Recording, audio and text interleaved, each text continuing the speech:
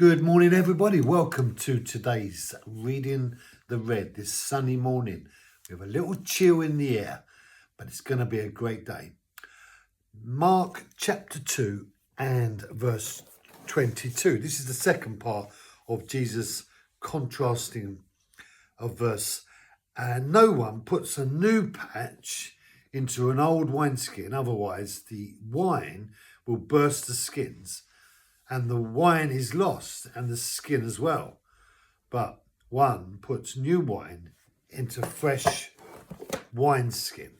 So using this other reinforcement of an analogy, Jesus is presenting this idea, the old and the new.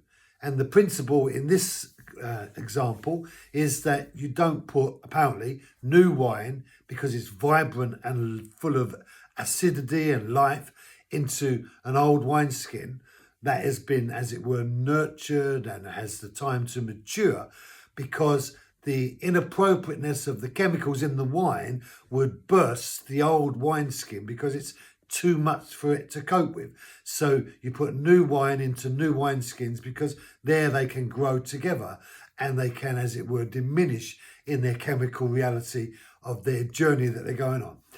But Jesus is not really talking about wine and wineskins.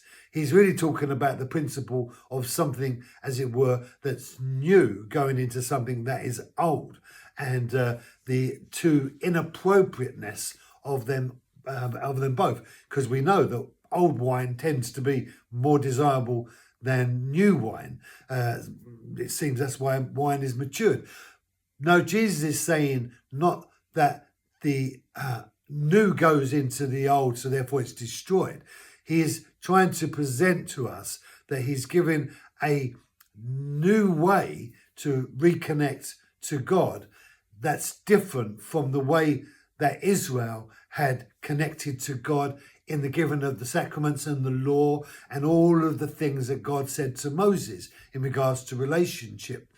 So the dynamics of what Jesus was bringing was a new revelation, fresh wine, wine that's potent and that would be, in effect, too difficult to be contained in the limitation of the things that had already given, in one sense. And yet there is so much in the old reality of what God gave that will never be done away with, because of the maturity and the dynamics of what God gave to Moses, to Abraham, is never going to be undone. So there's promises and there's realities in the giving of what was old, mature, that is precious and that will never be lost. And it's not done away with because God has given us something new in regards to the new covenant, the new ministry of connecting to God.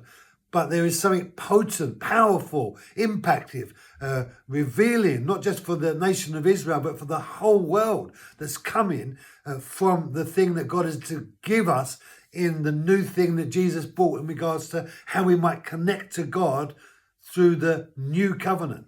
So we're talking about two revelations of God that have been given by God in the context of history, and they're both precious in different ways.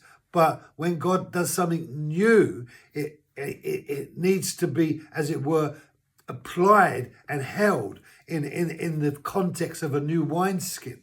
And the church is the representation of the new wineskin that God has given.